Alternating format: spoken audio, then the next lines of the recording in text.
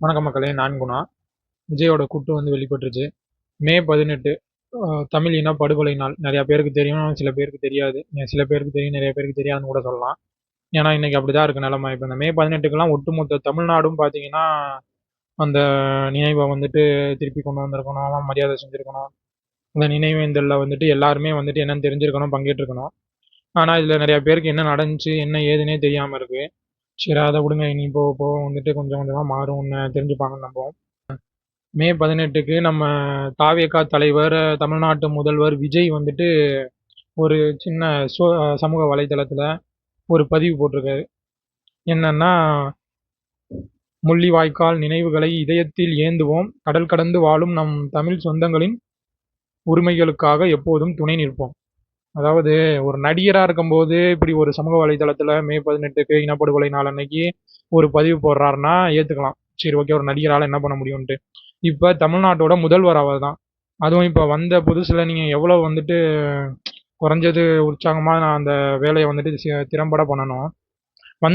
மே 18க்கே நீங்க ஒரு அறிக்கை கூட விடாம, அதுலயும் பாத்தீங்கன்னா நினைவை ஏந்துவோன்னு போட்டிருக்காரு. இனப்படுகொலைன்ற அந்த வார்த்தை கூட எடுக்க மாட்டாரு. இதுக்கு முன்னாடி நடந்த ஒரு சம்பவத்தை நான் சுட்டி காட்டணும்னு நினைக்கிறேன்.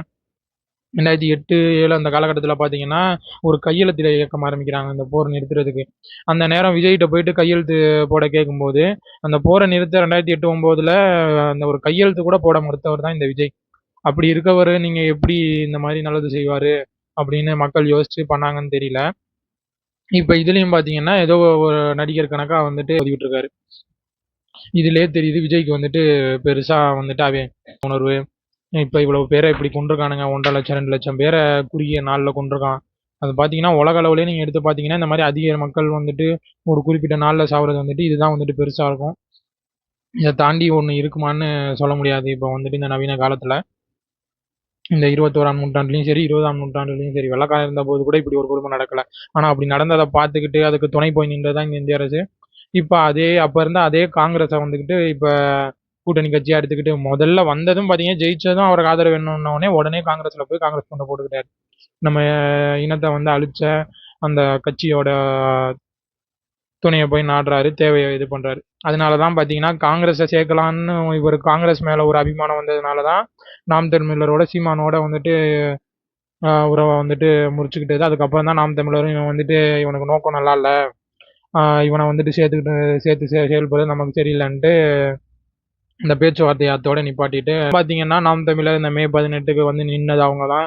இந்த மாதிரி என்ன பிரச்சனையா இருந்தாலும் இப்போ திருப்பூர்ல தமிழர்கள் அடி வாங்குறதா இருக்கட்டும், கேரள எல்லையில நம்ம எல்லை ஆக்கிரமிக்கிறதா இருக்கட்டும், இந்த மாதிரி எந்த ஒரு பிரச்சனை நடந்தாலும் அது தமிழர் தான் பிரச்சனை. நமக்கு ஒரு தமிழருக்கு ஒரு பிரச்சனை வரும்போது குரல் கொடுக்கறது நிற்கிறது நாம் தமிழர் தான். இது எப்ப மக்களுக்கு எல்லாருக்கும் இப்ப இருக்கிற தலைமுறைக்கு புரிய போகுதுன்னு தெரியல.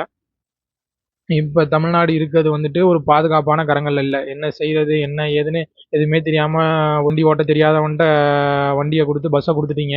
வண்டிக்கு வெளியே இருக்க நம்மளும் சரி, வண்டிக்குள்ள இருக்க அந்த கட்சிக்காரங்களும் சரி, 2 பேருக்குமே பாதுகாப்பு இல்லை. விபத்துன்னு ஒன்று நடந்துச்சுன்னா வெளியே இருக்கவன் உள்ள இருக்கவன் எல்லாரும் தான் பாதிக்கப்படுவான். இதை கொஞ்சம் புரிஞ்சு நடந்துக்கோங்க. நோக்கம் ஒருத்தன் அரசியலுக்கு வரான்னா அவன் நோக்கம் சரியா இருக்கணும். நோக்கம் சரியா இல்லைனாலே அவன் அரசியலுக்கு தகுதி இல்லாதவன். இவருக்கு என்ன நோக்கம் இருக்குன்னு இன்னும் அவரோட செயல்பாட்டில் தான் தெரியும். 2009 காலகட்டத்தில் இந்த நடிகர் சங்கம் கண்டன ஆர்ப்பாட்டம் அந்த மாதிரி நடக்கும்போது அதில் பேசின விஜயோட வீடியோ எடுத்து பாருங்க. அண்டை வீட்டுக்காரனா இருக்கீங்கன்றனால சும்மா இருக்கும், இல்லைன்னா அவ்வளவுதான், அதுதான் இதுதான்னாரு. வெறும் நடிகரா ஒரு 16 வருஷம் 17 வருஷத்துக்கு முன்னாடியா அப்படின்னா இப்போ முதல்வரா அவர் இப்போ இந்த மே 18 எவ்வளவு வலிமையான்ற மாதிரி பெரிய அளவில் உலக மக்களுக்கு தெரிகிற மாதிரி நாங்கள் இருக்கோம், தமிழ்நாடு எப்பயும் உங்க பக்கம் தான் அப்படின்னு சொல்ற மாதிரி ஒரு நிகழ்வை நடத்தி இருக்கணும். நடத்தலை. அவர் வெறும் சொல்லுதான், செயல்ல எதுவும் பெருசா காட்டுற மாதிரி தெரியல. நல்லது பண்ணாருன்னா நல்லதுதான், ஆனா இல்லைன்னா பாதிக்கப்பட போறது முன்ன விட நம்ம தான். அதை புரிஞ்சுக்கோங்க. இதை குறித்த உங்க கருத்துக்களை கருத்து பெட்டியில பதிவிடுங்க. நன்றி, வணக்கம், வாழ்க தமிழ்.